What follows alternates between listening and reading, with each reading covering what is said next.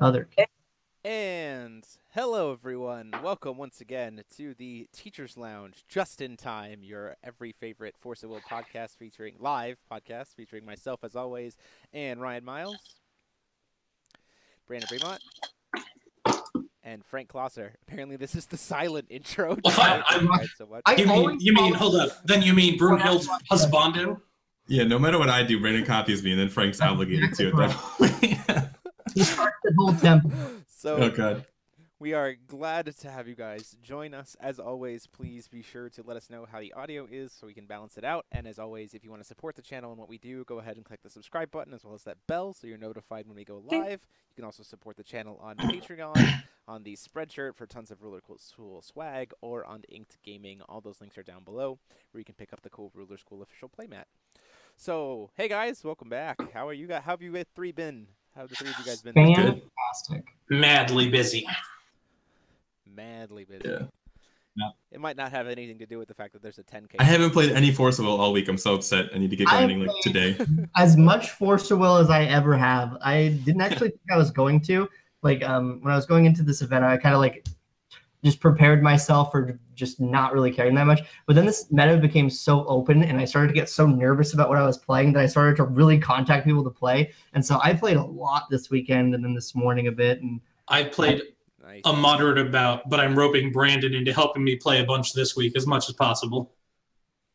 Fair enough. Fair enough.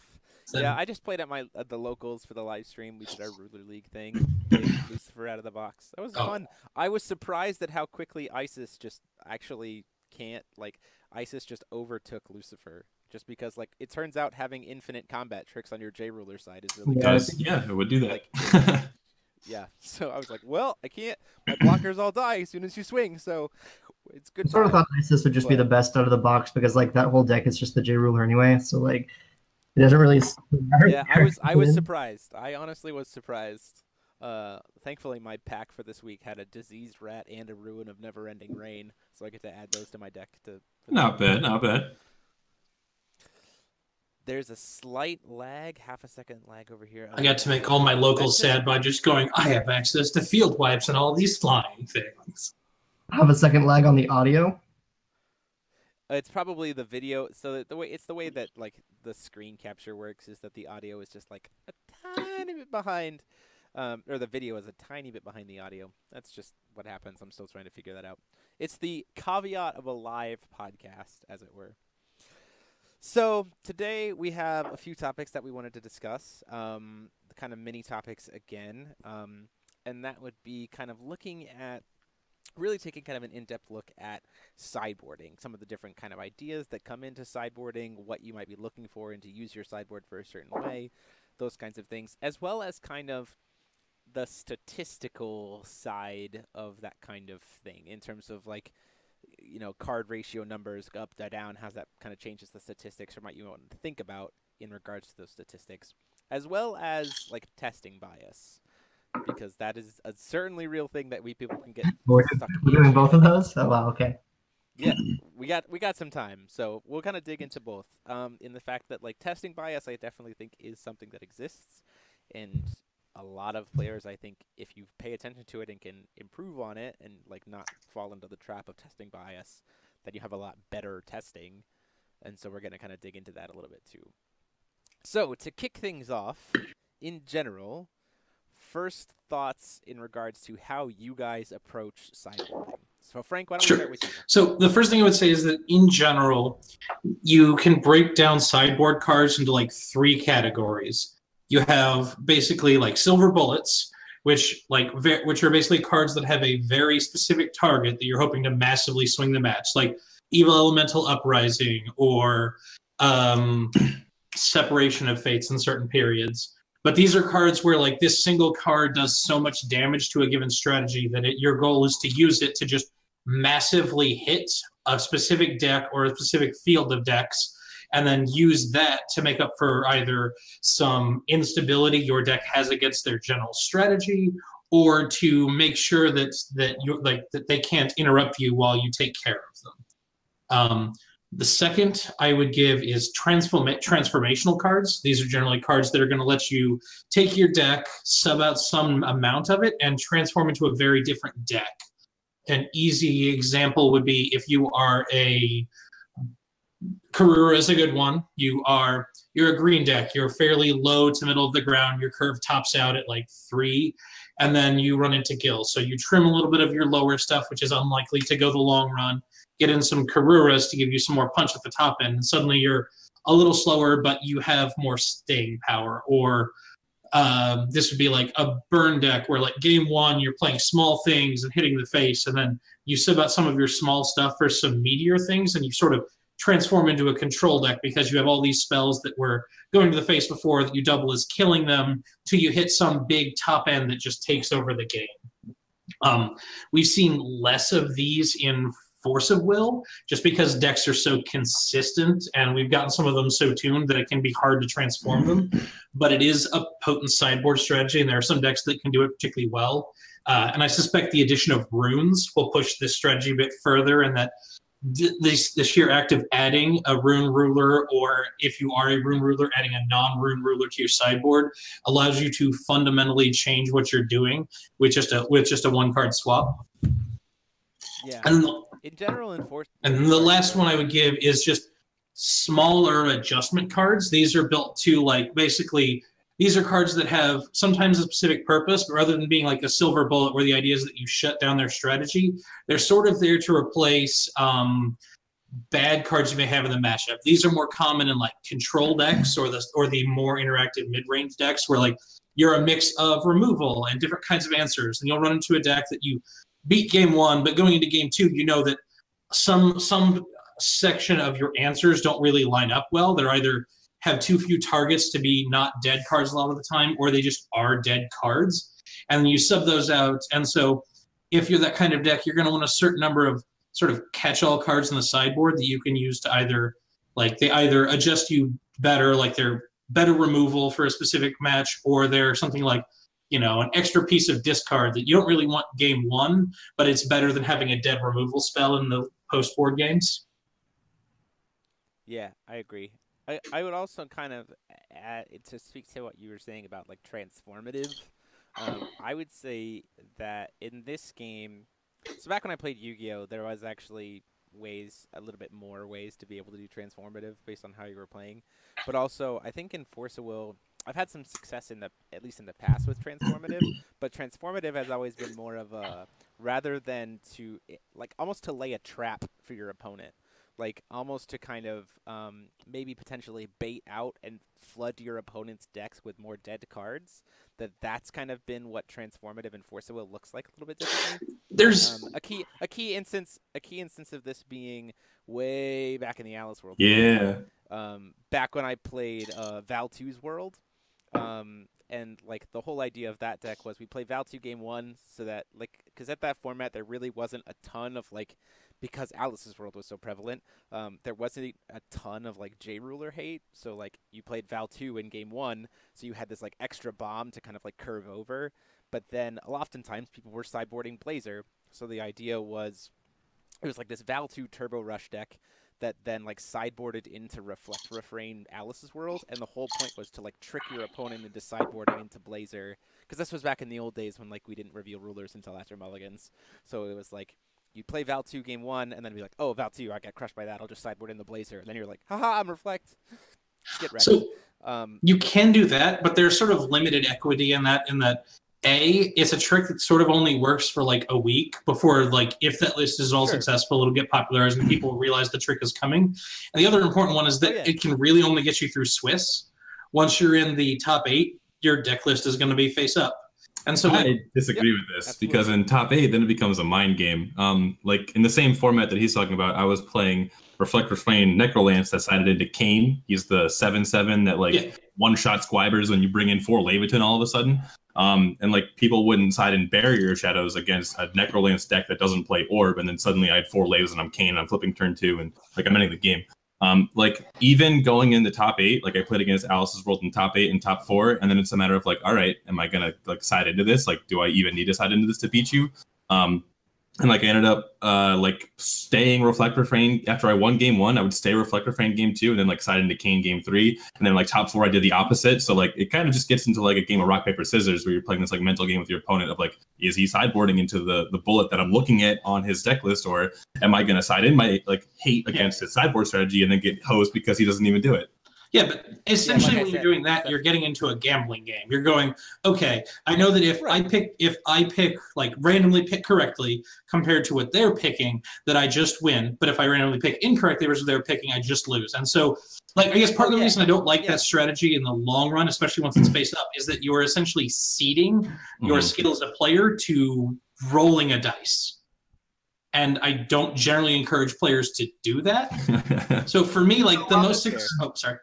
While this like Princess Bride game is like very interesting, I do think it's kind of funny that you guys are talking about like old transformational sideboard decks. When Italy this last weekend, we had a transformational sideboard in the top 8. I want to talk about it, but I can't think of what they're transforming against. Like I just don't. Legitimately everything that's not wind. So for anyone that didn't see it, it's Diversity Witch. So it's like a witch deck that has all blue stones, some Diversity Vills. 4 Vivian in the main board because Vivian's both a machine and a fairy, and then like other random witchy 1-drops like Gretel and Dinosaur. Lowly. Sideboards into machine, so it has a Loki in the sideboard, 4 Lancelots, 4 Donut Drones, and 4 Merlins is the sideboard. And I thought that was just a very fascinating deck because anyone that played machines in the Worlds format knows that deck was like. You almost felt like that deck was New Frontiers playable, except that it absolutely isn't because Lorite's a card. But if Lorite isn't a card, suddenly Machines is a very real deck. And so, like, it can be that extremely powerful deck when you sit down against the non-green deck and you just kind of take that free win. Yeah.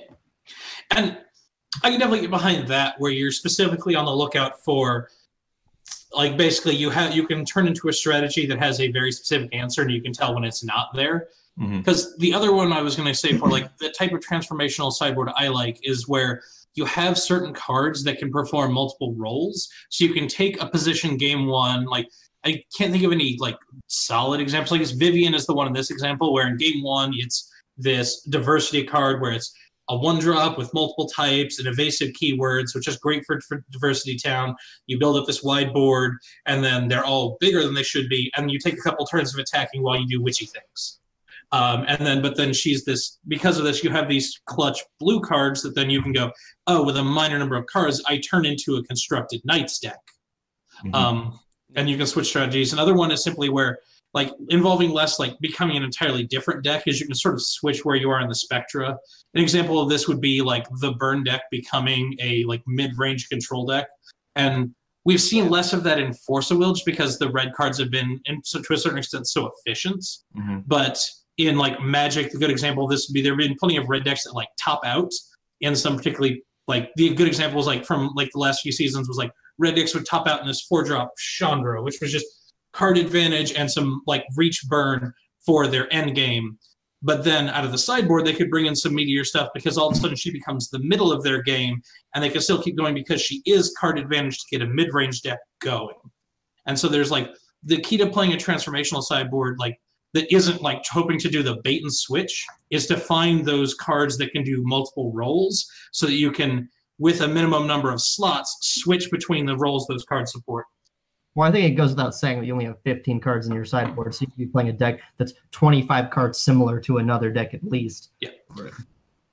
That's the other reason, I guess, why I'm not a huge fan of the bait and swap ones, is that those generally require enough commitment that you eat up a ton of your sideboard.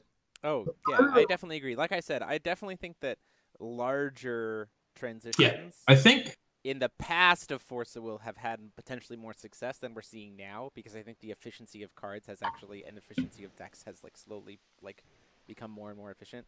So I would agree that now I don't really look at transformative sideboarding. This idea of the time-sitting witch into the Knights deck is very, very cool. I like that idea a lot. But like in general, I personally don't see sideboards as being transformative as much as I used to back in the day, because I think there was a lot more that you could do with that mind game, like Ryan was talking about, back in the old days than you can. I think J-rulers were a lot more different back in the day. Now it's like the most probably viable transformative sideboards I can think of are if you go, like you said, Time Spinning Witch into Loki, or if you go like Lucifer into like Scarlet aggro, where you're like this control divinity deck, and then suddenly like, did you side in Separation Defense against Lucifer? No? Okay, I'm Scarlet now. 10, 10, 10. Like, that's pretty much what it, like, the most viable thing is, and it's just like, Yeah. I would also add to your list switching between Imul and Brunhild. Like, you're not being the giant like role changer there. You're going between being like Brunhild a very reactive mid-range deck to being Imul a very proactive mid-range deck. So it's less glaring, but it is also like a significant change in how you play the game. All right. Well, now we're just going to get into like semantically how far do you need to go to be a transformational sideboard? But I mean, that word doesn't actually mean anything. Yeah. So Brandon, how do you approach sideboarding then? So it's an equity problem for me, right? It's like the transformational sideboard, it needs to give you so much advantage that it's not better than just playing the good cards against your matchup. So I want to talk specifically about this diversity witch. And because when I was talking about the person who was playing this deck, or one of the people, I believe there were like 3 of them in the top, they said that they sided into anything that's not green. And my response to that was, why doesn't witch just beat everything that's not green anyway? So, like, I don't really understand the sideboard at all. The equity seems tiny to me. Like, what do you do against IU? Like, you might as well just, like, I'd rather go into, like, that deck was all blue stones. So I would literally just rather go into green stones and Scarlet's Agony, because then you can also go into, like, Last Days of a Powerless Draconoid. You can go into, like, Fair spells against Gil. Like, there's just so much more you could, like, I honestly think that transformational sideboard was just, like, trying to be cute for the sake of being cute. I honestly believe that. And I'm not trying to be mean to. I'm not trying to like insult anyone here. I understand. He is, but he's not trying to. You know, he's being very, very cool. But I really didn't see that as being like a particularly useful thing to do. I prefer the Silver Bullets approach. I like just playing a deck, saying what are this deck's bad matchups. Force Will in general is a very linear game. Most decks have very linear strategies, and therefore most decks have just a couple of cards that they're very weak to, and you can use to adjust your strategy. As far as transformational goes, when Frank was talking about that earlier, like cards that were good against your strategy, I held up Karura, and I think like that's the kind of approach that I have to sideboarding, wherein like I like to change up my threats if they're going to do that to me. So where I was saying, like, most decks are pretty linear. And so, like, IU, you're going to side into the Scarlet's Agonies. Well, it would be beneficial to IU if she could then side into a strategy that doesn't involve swinging with her J-Ruler. Obviously, IU can't do that, but other decks can. Like Gil, currently, it's just mostly just a J-Ruler deck. It might play some Karura's main board, maybe yes or no, but mostly it's just a control deck that just turns things sideways. And if something had a way to side against that, then you might bring in Karura's to change up your own game strategy to adjust against their sideboard, if that makes sense. Yeah. So then, then there's that. I also just want to say that I think sideboarding is better in this format than it's been in a very long time. We have a lot of very good, very powerful sideboarding options, and Scheherazad's not a deck anymore, which was a deck that just had no cards that were good against it out of board. Like, it just had no cards that felt good. Every deck that's good right now, except for kind of Gil, has a couple of cards that you can say, like, yeah, that card is ridiculously good against this deck, which is cool. So, yeah, it's good format. As far as, like... Go ahead. He was going to give me my turn, so if you want to comment on that, feel free. No, I was just going to take my turn. Go ahead, go first. Okay.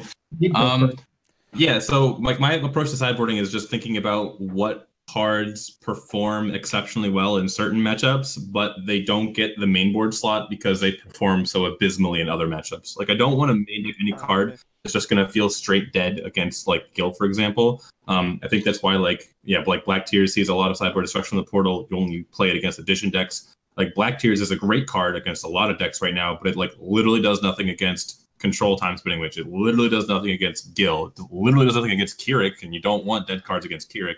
Doesn't do anything against it doesn't do anything against IU. So it's like it's a card that just like completely hoses those like Chimini decks and like the 1-drop Time Spinning Witch deck, but like you can't play it main board. You just have to accept the game 1 loss, because if you draw that in the slower matchups, it just feels bad and you can't like efficiently get it out of your hand. You're just drawing a card that doesn't do anything.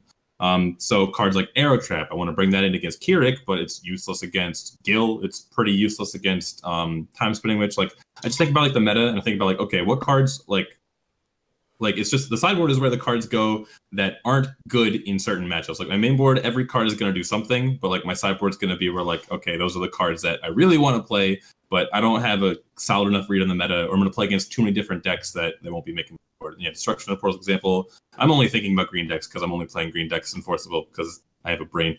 No, but like Destruction of the Portal, Evil Mental Uprising, Scarlet's Agony. You're gonna come to the 10K with a deck that's not green, and we are going to shame the crap out of you. Says he'll play Dark at Worlds, doesn't play Dark. Says he'll play green at the 10K, doesn't play green. God. You are going to be so shamed. It's more likely that my plane crashes on the way to Minneapolis than me not playing green. I will say that.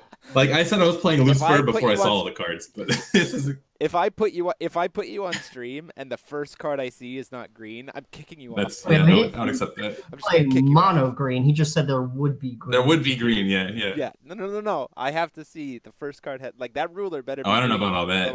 There's gonna be green stones in my deck. I really like the 2-color decks. Like Brunhild kind of opened my eyes to where like Divinity decks can play 2-color, and then like you would just have most of your deck be 1 color and have your rune deck be like the other color. So like you always have turn 1 plays, and you always have turn 2 plays, and you always like get there eventually. So and I cannot guarantee that I'll be all green, but I'll be playing Lorite. You can bet your sweet buckaroos. All right, Frankie, what you got? So when I'm building sideboards, I generally build depending on where I'm building them for. And like this sounds obvious, but like if I'm building locals, you'll see me put a little bit more of those, like that third of just like slight shift cards. Because for locals, I'm like, locals is enough. There's enough people playing weird stuff like a certain this guy that I can never quite predict what all my matches will be. And so I will bring a certain number of, well, this card does like gives me minor benefits in like this strata of matches. And so like you can sort of like jury rig sideboards, like sideboard plans on the fly to a lot of things by just combining a lot of marginal cards into what is overall a very powerful shift. Whereas when I get to like something like a GP, like next weekend, I generally have a good like 10 to 12 of my sideboard cards are specifically like, okay, these 3 to 4 are looking at this deck. They're looking to be the silver bullets. And then I'll have a few cards that have some flex spots. Yeah. Yeah, I would say it's the same kind of thing. I mean, Frank, you've chastised me before. They're telling me that my audio is pretty quiet. So as I talk, let me know if it gets better. I'm trying to kind of adjust the balance here a little bit trying to figure out this like monitor that I have here, the new audio equipment. So Frank has chastised me before for not bringing a sideboard to locals. Feel free to chastise me again. 99% of the time if I'm playing at locals I actually won't, and the main reason why I do that is because most of the time I'm building decks for the channel to show off on the channel. Oh, now I sound good. So it was just I just had the main too low on my monitor. So because I'm recording decks for the channel, and Frank has chastised me about before, like I typically don't show off sideboards on the channel because sideboards are meta dependent. So I guess I don't have nearly as much experience as the rest of you guys in terms of playing in a scene where you're bringing a sideboard. Just got really loud now, so oh jeez, I can't adjust more. But I do think that when I do actually build for like a tournament, for a major tournament, it is that whole idea of knowing what my matchups are, knowing what the meta is expected to be, and just like getting every dead card out of my deck as fast as possible, and like replacing it with something that, even if it's not amazing, it's not dead. So like the idea of having those cards that have multiple uses, or a card that can be used in multiple matchups, as opposed to just like, you have a few cards that I think are key to be like, yeah, this is a silver bullet for like your worst matchup. Like I think that you always have to dedicate a few cards probably to your worst matchup to just be like, this really, it helps shore up that matchup a lot. But I think the more that you can kind of bring utility to cover multiple matchups with cards rather than these like super specific cards for a majority of your sideboard, I think that's just good, because it gives you a better chance to be able to make those modifications on the fly. The other difference you'll notice is that some of these are more common depending on the type of deck you're playing. So you'll notice that we had like 2 people who I have largely seen playing very reactive or full control decks who are listing like, I want to get the dead cards out. So they're looking for more, like they're looking for a few silver bullets for their worst matchups. Other than that, they're looking to just replace dead cards with cards that matter in the match. And that's sort of how control decks work, where you're spread out and trying to do a lot of things and interact a lot. And so you're less, but you are inherently already trying to do, like, you're inherently already full of answers, and to a certain extent, like cards that are supposed to be silver bullets. So you're really just looking to trim dead cards, whereas like very proactive decks like aggro decks or the mid-range decks that are leaning more towards being on the ones driving the match are going to be looking for more like efficient silver bullets because they already have a plan and they're simply looking to adjust to the decks that are beating their plan. Like, oh, this is one that can stabilize against me, so I'm looking for the spell to kill their big stabilizing creature so that I can just close out the game. Yeah. So kind of like as a launching point, like a coefficient to this kind of discussion, this idea of like statistics, specifically in terms of like figuring out card numbers. So I find I've thought about this a lot as I've been actually looking at the guild lists that have been popping up in like tournaments, is that when we walked into guild, the kind of idea that everyone was running was just like 4 leaf paladin, like 1, you know, like maybe 1 blue leaf, like 4 black leaf, 4 white leaf, like really flooded on all of those. So just like every single time you're going to get the most value out of it. But actually, if you've been looking at lists, there has been a lot of experimentation with the differencing balancing ratios in terms of different leaves. And so like I wanted to kind of maybe pick your guys' brains about like maybe what's going into thinking about the statistics of why to run certain like ratios of leafs versus others. And I think the leaf package just in general gives a good like grounding position for this discussion. So we're all kind of talking about the same card and like thinking about card numbers and statistics when figuring out those ratios.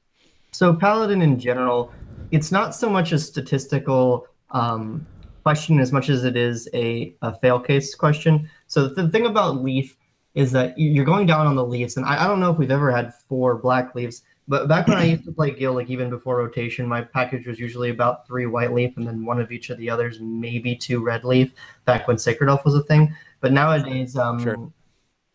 I think that the correct number is 1 to 2 white leaf and then 1 of each of the others. And the reason for that is if you draw Paladin without the leaves, then you get to reload your whole hand and Paladin feels great. If you draw leaves and the Paladin, then your guild's already turned on, so it doesn't really matter anyway, and you don't have to spend the mana on your Paladin. So it's about the assurance that you will have elementals, not so much giving Leaf Paladin value itself.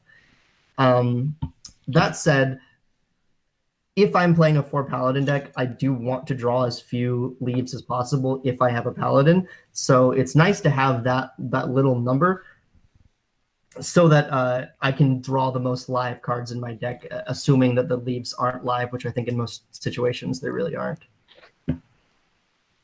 I've always been a fan of more white leaves, and the reason for that is like one of your weaknesses is just aggressive decks, so you do want like that extra bit of life gain. But in addition to that, like one of your most powerful turn 1 plays is turn 1. What's it called? Absolute Awareness. I was going to say Magical Stone Analysis, but turn 1 Absolute Awareness, because the only way you can play that on turn 1 outside of having Energize is by discarding white leaf to gain 6 for 0 mana, removing that elemental with Gil, and then using the 1 stone that you call to just play Absolute Awareness.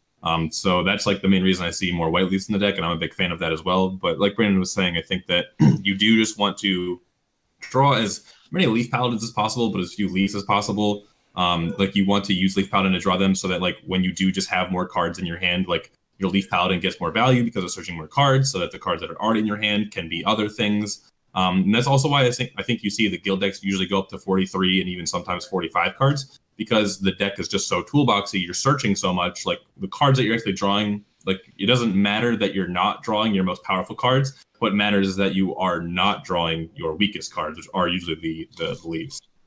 So that's kind of like my take on that. Like you do want to dilute it as much as possible, so you only play 1 copy of every leaf. I think the main reason of playing more white leaf is because of the valuable turn 1 play. Frank?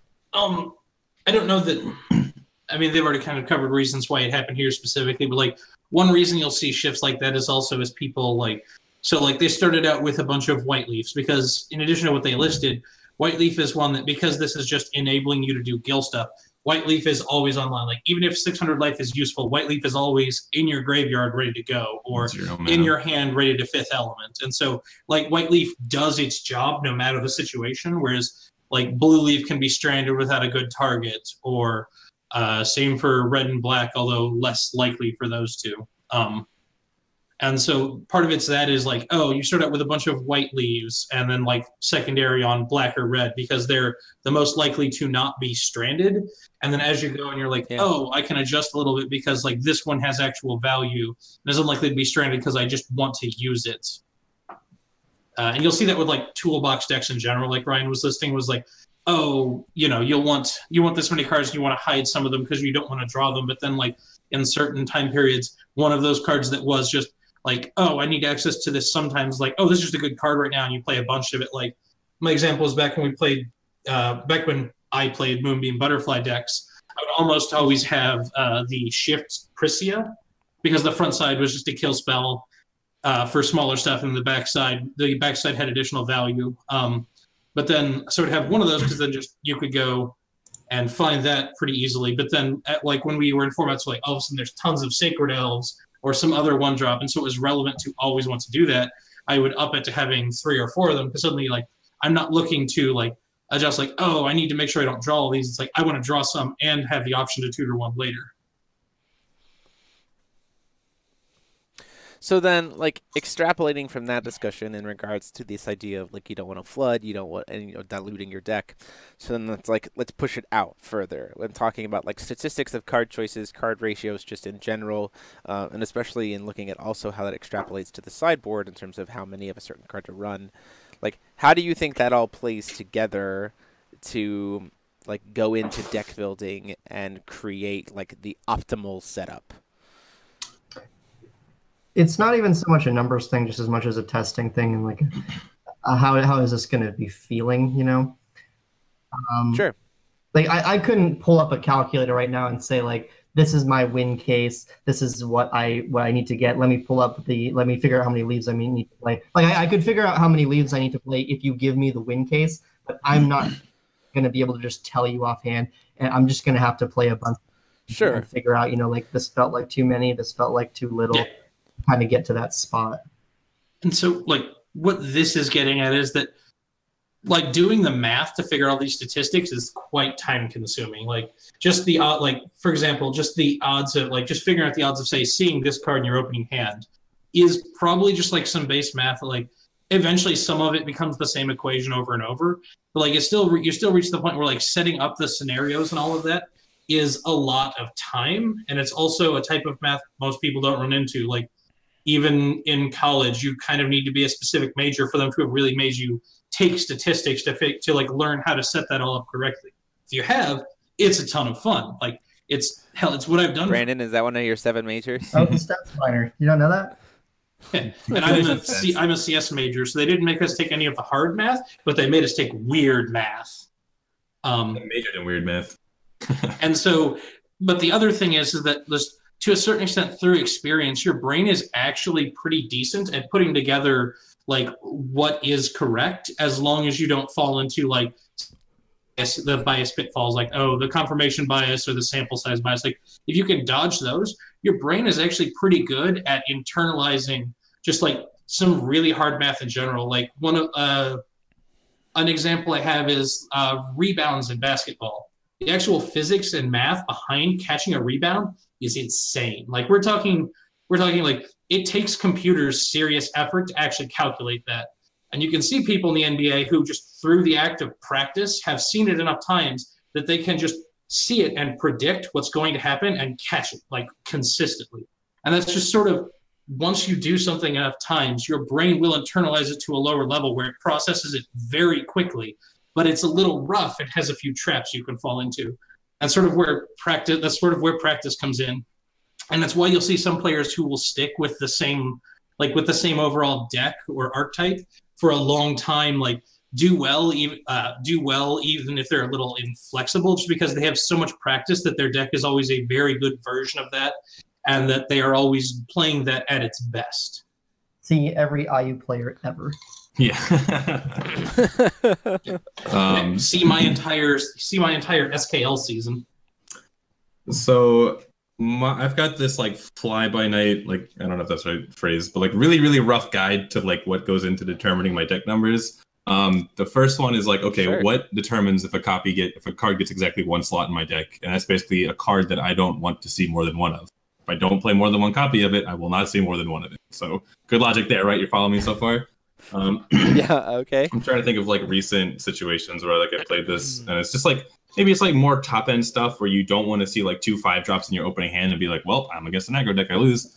Maybe it's like main deck Silver Bullets. Like if I were to main deck Black Tears right now, it would probably be exactly 1 copy. I'm thinking maybe like I could main deck Evil Elemental Uprising because it's just like a hoser against like Forest Meditation, sometimes Time Spinning Witch, sometimes Gil. It's just like those kind of stuff. Like, but I would never ever want to see more than 1 copy, and I'm sometimes okay with seeing 0 copies. If I want to play 2 of a card, that's something that I really want to see exactly 1 copy. So like if I play 1 copy of a card, finding that exact 1 copy is kind of hard in a 40-card deck. If I play 2 copies of a card, then it's more likely that I will see 1, and like I could see 2, but it's not particularly easy to see 2 copies of a card when you only play 2 in a 40-card deck. So that's where I'm like, I really want to see exactly 1, but I like more than I could only play 1 copy of it. Like something I really want to see exactly 1 of. Going up to 3 copies is where it's something that you don't really want to see. You don't want to see multiples, but you're not like too butthurt about seeing it. And then 4 is I always want to see this card and I always want to see multiples. And that's just kind of like my rough guide to vibrating. Back though, sorry. That's like my rough guide to like what goes into a deck.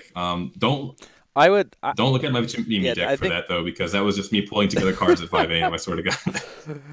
I also would like to think that at least in the 2-drop slot, one other thing to note is that I tend to use the same kind of mindset that you have, Ryan, but there's also, if you have a card that grabs a specific card, like that it's not a card that you're like, oh, I want to play 4 of it. Like that's a card that I'm pretty always much put in the 2-drop, the 2-cop piece.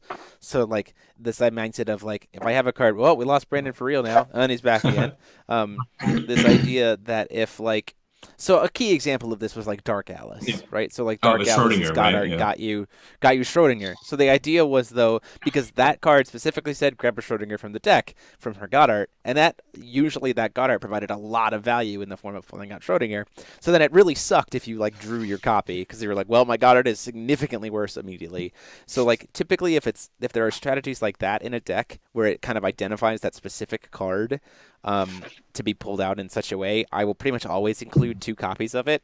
Don't get me wrong, it still feels incredibly bad when you have both of those copies in your hand anyway. Like, but that happens significantly less often than drawing the 1 copy and still being able to go grab the other. So that's like there are certain times where that is like how I also allocate cards to the 2. Schrodinger was everybody's friend. Yeah, like I said, like the 2 slot is just cards that you want to see exactly 1 copy of. So if you don't want to see 2 copies, like you play 2, so then you can draw 1 maybe, and then get the I would encourage not like so. What you were describing, Ryan, is I would generally describe as like the heuristics for evaluating a card alone, and sort of every player I've run into has, like I said, of like this is what I think of 1-drops, 2-drops, 3-drops, and 4-drops as. That's generally when they're evaluating cards that are at their face value. You know, like, oh, this is a cancel spell. I cast it, it does this thing, and I want X many of them in a game, and that's its value. Whereas the other one Jeremy's talking about is cards that are required for other cards to work, like Schrodinger for your God Art, Angels in an Ophiel package. Literally any toolbox decks with Moonbeam Butterfly are now Restoration if you're like crazy enough to try and play Restoration right now. If you are, reach out to me. I would love to see your list. That card's cool. Don't encourage him. He needs help. Shut it. You have a 10K in a week, Frank. Serious mode. I'm working on the closest that card ever got to being legitimate was before we realized that you can't play Flame Dragon of Volte off of it. You guys want to hear a really fun fact about the card Restoration? My locals didn't think about that. So there's a rule in Force Will where if a card is legal in a current format, then any card that shares a name with that card from previous sets is legal. And that was created for Vingolf 3 when cards got reprinted. You could play them. You could play the older copies. Well, there's a what's it called? Whatever the beginning of the game is, Origins, Valhalla. There's a Valhalla card called Restoration that's a completely different card than Restoration. And it's legal to play. It's completely awful. You can look this up on the database right now if you open up the Origins format. I don't remember what it does, but it's like actually useless. It's even got Life Break on it, so whatever impact that has, you're allowed to play this card. Before he gets your hopes up too much, if you show up, we'll fix this real fast. Like this is the kind of text loophole that people do love to bring up, but as a judge, I'm like, we're gonna fix that right away, right? Like we have no interest in letting like you get legalese on the rules. Like, that's why we ignored the way the rules were written for the Keurig X cost in America for an entire season until they fixed it. Yeah, the strictly worst aid. What's the aid? Panda aid, relief aid. So strictly worst relief aid. Yeah, it's choose a resonator in your graveyard and put in your hand. 2 mana, chance speed. That's it. So Frank or Brandon, how do you guys kind of approach, or what's your kind of mentality in terms of, in general, this idea of what takes 1 slot, what takes 2 slots, what takes 3 slots, what takes 4 slots? 4 slot is good cards. 3 slot is slightly less good cards. 2 slot is a little bit worse than that, and 1 is. And probably would like to not see it now, but seriously, I feel like I tend to play four ofs more than most people. I don't know if that's just like a problem with me or just the way I like to play it, but the way I approach deck building is like, all right, what's good in this deck? All right, 4, 4, 4, 4. You've gotten irked at me saying this before, but you're a naturally conservative player, so you're going to lean towards 4 ofs because it involves playing the best cards, not playing cards that are too situational and have a chance to backfire on you. And so you're playing a very consistent, very stable deck. And I really like the thing that'll like drop me on cards is, would this be bad to draw multiples of at the same time? Or like, if my hand was all this card, would it be a disaster? So like Keurig's a great example of this because it's a lot of 4 ofs, but like I only play 3 pathway card, even though it's one of the best cards in the deck, because if I draw too many pathway part and not enough creatures, then the deck's kind of bad. As Keurig is another example, I only play 3 Pia Ellie and 4 Ground Air Supremacy, because I think that Pia Ellie is, as a 2-drop, not a very good card, but I would like to have as many of them as possible so that all of my Ground Air Supremacies actually work.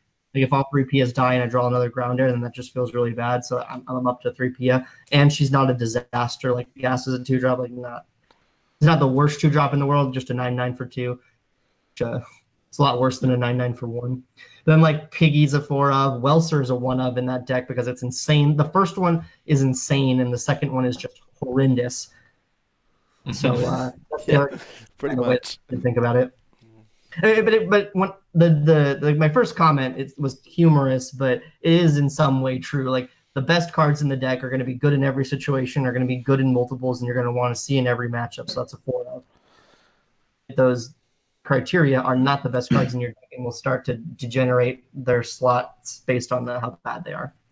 I will add on to that, like when you are building a deck and you put it down on paper and you have your 12 4 ofs and you're like, I can only play 10 of these. Like sometimes you just start cutting off the worst cards. You go, okay, this is a 3 of. Okay, this is a 3 of. Okay, this can be a 3 of. Okay, this can actually be a 2 of. And you just start reducing copies to try to get down to 40 cards. That is legitimately how I approach deck building. Is I find the 12 cards I want, put them at 4, and then start making cuts.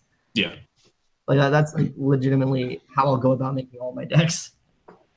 Sometimes Frank? So for me, I guess part of this comes from being the habitual mid-range player, but I will generally start out knowing with okay, what is my plan for the deck? I'll put in generally 4 ofs of whatever the enablers are for that plan, and from there I'll have in my mind ratios for how much I want of the deck. So you'll occasionally see weird cards because in my mind they're not I've had plenty of decks that have had weird 1 ofs because I've got 4 of a specific card, but when I was looking at the deck I wanted 5 of that card. So you'll see a singleton that's just the second best version of that card because I'm trying to build the deck to do a specific thing. And then after testing, some of those will fall away as the numbers adjust because, you didn't really need 5 of this effect. And you'll see some of the numbers increase where it's I want as many copies of that effect as I can jam in here. Sure. So how do you guys feel about the idea of tweaking card numbers in your sideboard? Because that's one of the things that I've seen done a lot recently, but also, some players just don't do that. This idea of well, this is a 3 of, but I'll put the 4th one, or this is a 2 of, but I'll put the 3rd one in the sideboard. What do you guys think of that? It's kind of like the thing where some cards just aren't super good against some matchups, but it's also sometimes you just have cards in your deck that you want to take out, and then instead of having something that you specifically want to put in, you just want more of your deck doing what your deck does. So you're looking to take out some of the stuff that's bad in a specific matchup.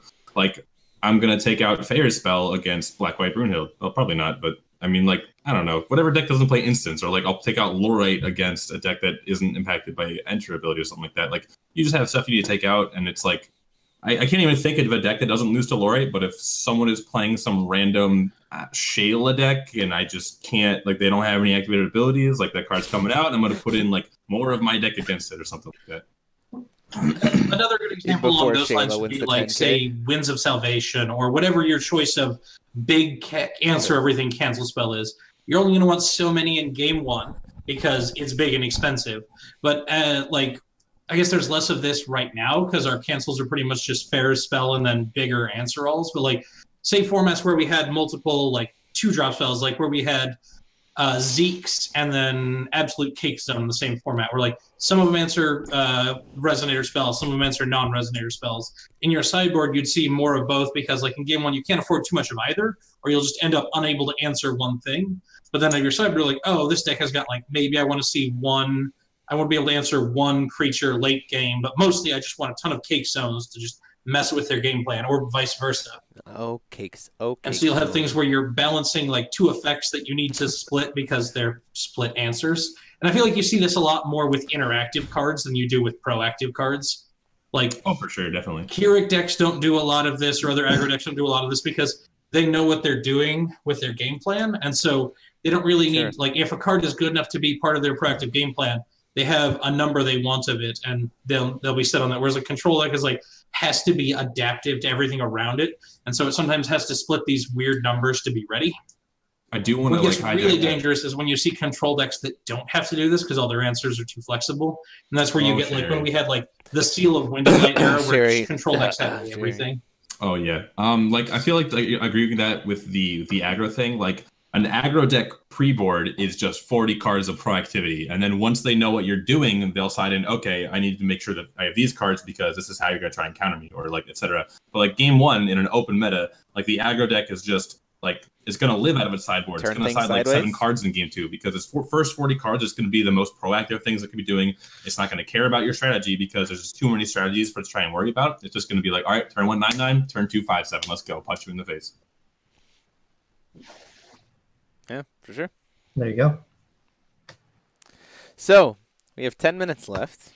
I think we covered these topics pretty significantly well. Guys in the chat, feel free to let us know if you have any comments or anything that we could answer your questions about.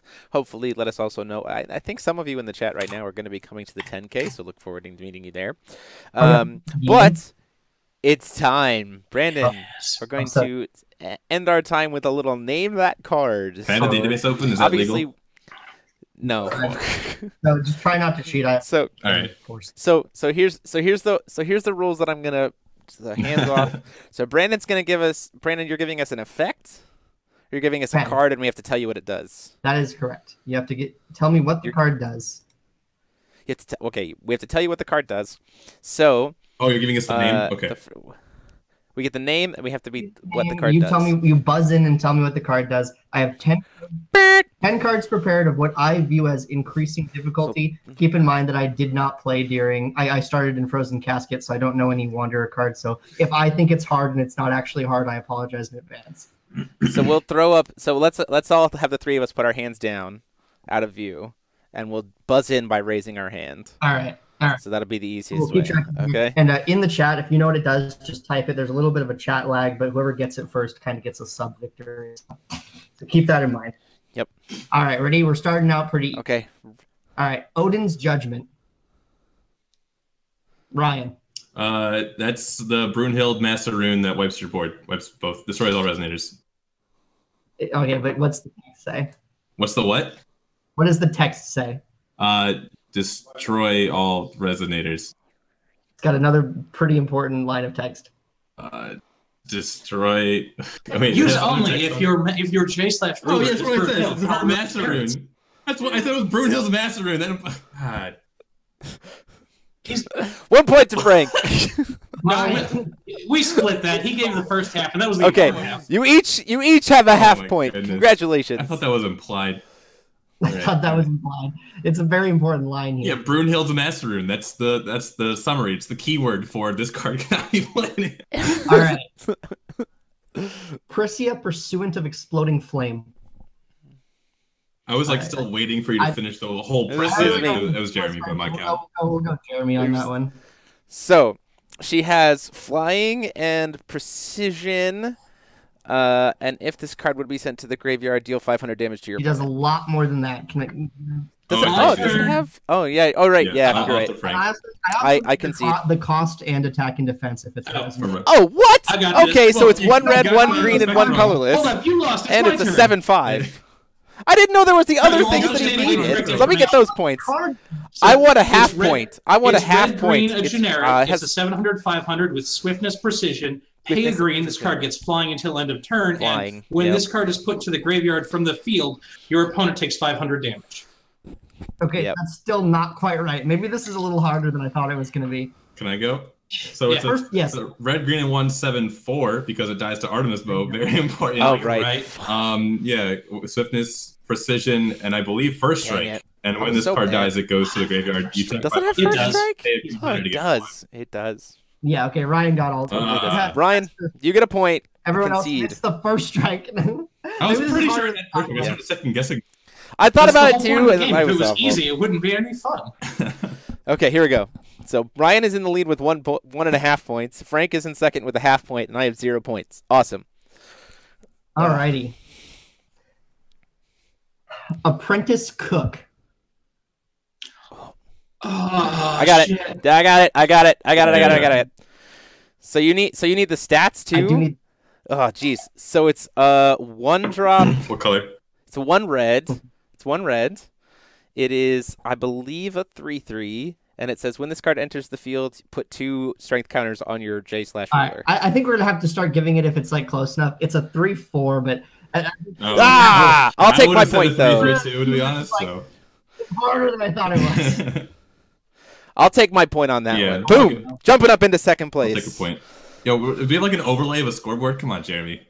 I don't have an overlay. I'll build it for next time. All right. PL's Cook Sylvia. I'm not gonna raise my hand. Frank. I'm gonna let Frank take it. Not. Frank, go. It's a red and 1 for a 0/600. And it has at the beginning of your main phase, if she has no counters on her, put a tasty cooking counter. You can remove it. If otherwise, remove a tasty cooking counter from her and put a burnt cooking counter on her. You can remove a tasty cooking counter to pump something by +600 +0. You can remove a burnt cooking counter to minus something by -600 -0. I think it's -4. Is it? Yeah. I think it's 4 defense. You guys are very close. So it's called a cooking counter. I made up the counter, man. Cooking counter. That's fine. It gives a J resonator +4/+4 or -4/-4 depending. Okay. Yeah. Half point for both me and Frank. Yeah, that card was never on my radar. I had to read that one a bunch of times because I'm a I just realized how outclassed So I am. 1.5, 1.5, 1. I would love it if like one of you guys was hosting and then Brandon was playing because like I don't think I have any chance of beating like the casual locals players. Like I look at a card. This is the me and Frank like just duking it out. I deeply apologize. No, these are great. Keep going. These are awesome. I love it. All right. I didn't hear you yet. I had no idea what you said. Seed the Light. Oh. I got it. Yeah, you were first. So this is 1 white, 1 colorless spell chant instant. If target resonator would go to the graveyard from your field, you may go into your deck and grab a resonator that has the same total cost and put it into your field. That's exactly what Exceed the Light was. It's a chance standby. Its trigger condition is when a resonator... Exceed the Light is not a chance standby. Get out of here. I'm sorry, what? No, it is a spell chant instant. Get out of here. Jeremy was more or less correct, for sure. I've never even heard of this. Get out of here. I played it back in...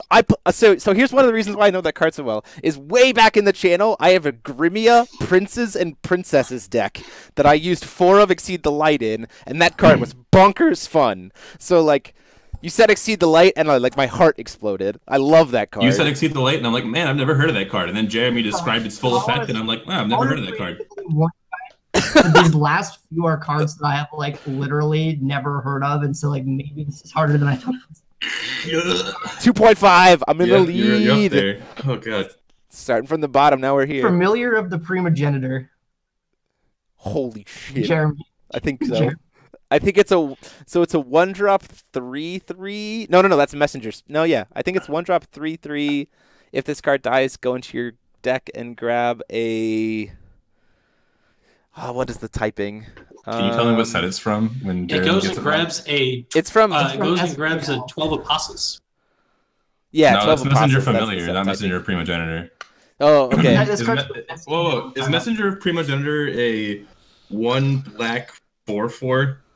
It's Familiar of Primogenitor. Oh, is this the 1 red 4/1 that has some other text I forget? We all concede, apparently. Right. None of us have this card. 4/1 with red, banish this card. Target resonator gets +4/+0 until end of turn. I remember this card, yeah. Okay, it's like a fucking T looking with eyeballs. I know exactly what card this is. Oh, yeah, it had other text I forgot, for sure. Nobody gets a point for that one? Is that... Nope, we failed. Nobody gets a point. Absolutely nobody gets a point for that one. All right. Faley the Charlatan. Wait. Faley the Charlatan? Yeah, Ryan. It's a red and 2/8/8. Full stop. 7/7. No, it's an 8/8. It's an 8/8, right? I was hoping that one of you would say the other Faley. No. Happened to be a vanilla random Faley. Yep. So that was right? Excellent. Yep, that's for you. How many points do I have? 2.5. We're tied. 2.5, 2.5, 1. Frank has 1 point. 1 point. He's gotten 2 half points. Yeah. Pilot of Universe. Pilot of Go. This Frank, is a go. 1 blue were-rabbit. You can, I believe, you can pay a moon to give it flying. I think it's just a 3/3. That's completely perfect. You challenged me with were-rabbits. Go home. That was not even close. My God. Not even close. I'm questioning my entire personal career right now. Is this the final one? That was the last one. There's one more? Oh, that was the last one? That was the 10th one.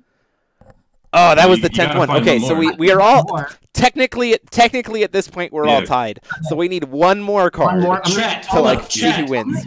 Hold on, yeah. Hold on. Jeremy, don't look at chat. You guys all have to look at chat and give us what chat gives us. All right, yeah. Yeah, I'm not looking at the chat. First card, I'm not looking at chat. Give me a card. The first card that chat gives me.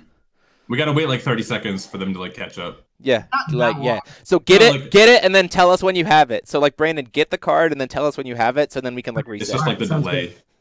Give me your first favorite card. Chat's delay is not actually that bad. I'm watching YouTube right now. It's only a couple seconds. Oh, okay, cool. What's the chat giving us? I can't see. I'm waiting on it. There's 21 of you in there.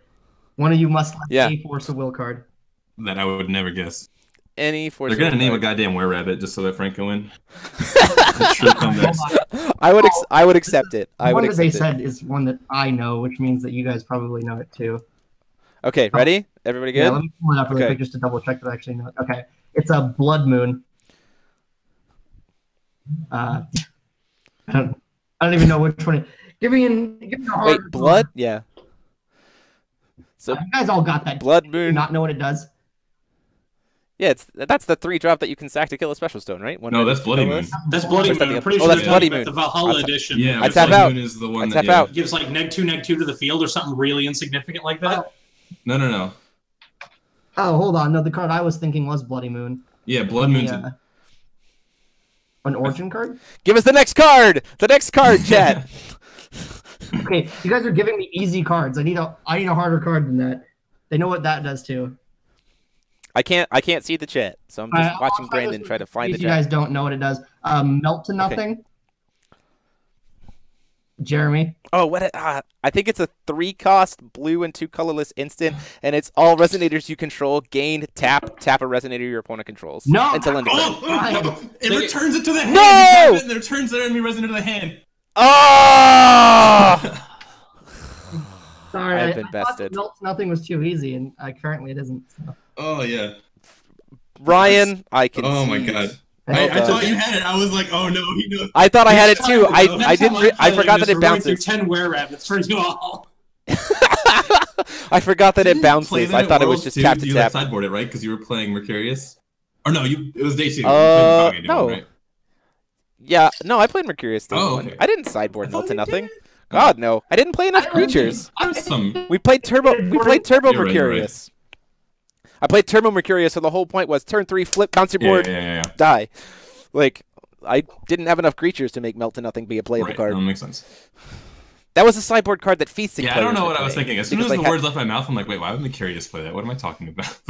Feasting sideboarded it so that they had all these elf tokens that suddenly became removal spells. Because they have all those little blue 2-drops they need to play. A bunch of cards are coming in now, like the chat. Yeah, it was all like a little bit. Yeah, I'm seeing it. Alice's Pursuit. Alice's Pursuit, the card that got That's the one that was Alice's initially printed Pursuit. as bounce like a 5-drop or less. 5-drop or less, draw a card. Or greater. Yeah. Yeah, it was 1-drop blue instant, bounce of Resonator your opponent controls with total cost 5 or less to your opponent's hand, draw a card. And then it got eroded to 5 or more and everyone cried. It went from the most playable card and then became the worst playable card. It's okay, they gave us Snipe Away shortly thereafter, and Snipe Away was great. Yeah, pretty much. That's the same card. All right. Yeah, it feels good to have the crown back on my head, you know? Yeah, there you go. How many weeks I've been resting on the fact that we didn't have any sort of endgame thing and I got to keep the crown? Yeah, I'm a dynasty at this point. Though. That was fun. That was super fun. So, here's how it works. Ryan, as the person who is crowned, you are going to be in charge of picking the cards next time. Oh, boy. All right, I'll make a good list. Okay, hold on. So the crown will always pass. There is no way I will ever win this game because I did not start until. All right, I'll make it post CFC at least. All right, that's fine. Yeah, sounds good. Fine, then.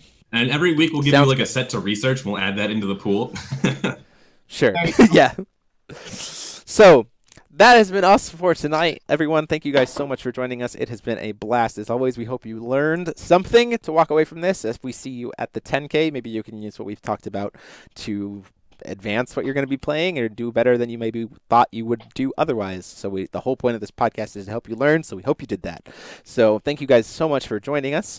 And as always, this has been myself, Jeremy Franklin, and I've been joined by Ryan Miles, Brandan Bremont. Bye, everyone. And Frank Klosser. Later. And we will see you guys next week. Have a good one, everyone.